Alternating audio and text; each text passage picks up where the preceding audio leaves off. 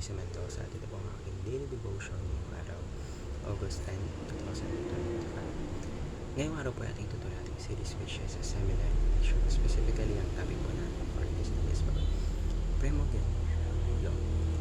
Bakit tinatawag si Jesus ang firstborn o panganay? Now, ayon po sa Colossians chapter 1 verse 15, sabi po rito, the supremacy of the Son of God. The Son is the image of the invisible God, the firstborn over all creation. Now, upang ating mas malaman kung ano sabihin ng talatang ito, ngayon po tayo po itadako sa ating katuruan for today para mas maintindihan natin ang ating devotion.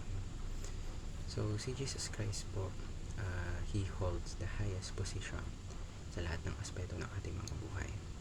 And as the firstborn over creation, siya po ang may supreme authority. He is the rightful king. He is the supreme ruler sa lahat ng mga bagay na nag-i-exist.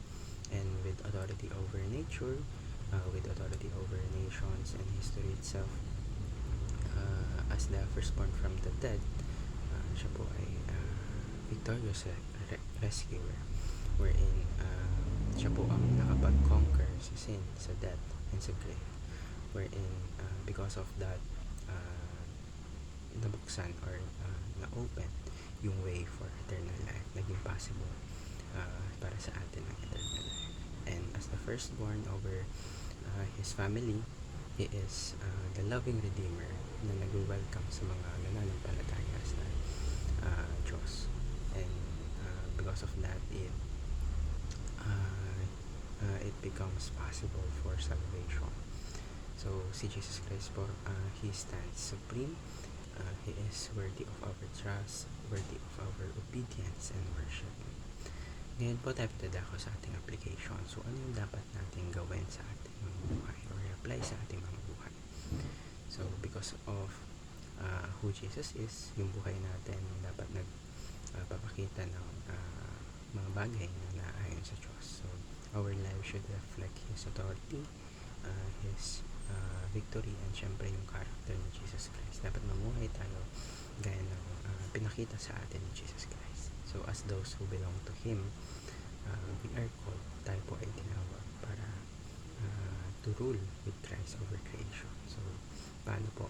So, it is by stewarding the world wisely and advancing His kingdom in our daily influence. So, we are to reflect the newness of life in Christ. So, mamuhay po tayo ng may freedom and transformation. And because of that, resurrection is possible. And we are to resemble the character of our elder brother, which is Jesus Christ. So that because of that, let's show His love, let's show His humility and holiness sa mga relationships natin. So, sa family, sa work, sa school, sa lahat ng bagay. So, in doing so, hindi lang natin siya na-honor with words, but rather we display His reign. We display His life and His family likeness to the watching world. Now, may marami po tayong natutunan sa araw